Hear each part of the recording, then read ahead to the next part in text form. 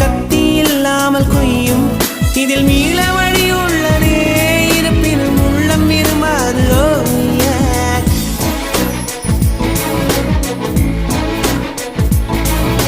விழிகளின் அருகினில் வானம் வெகு தொலைவினில் தூக்கம்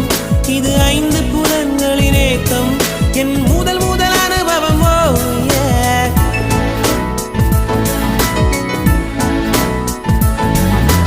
ஒலியின்றி உதடுகள் பேசும் பெரும் புயலென வெளிவரும் சுவாசம் ஒரு சுவடின்றி நடந்திடும் பாதம் இது அதிசய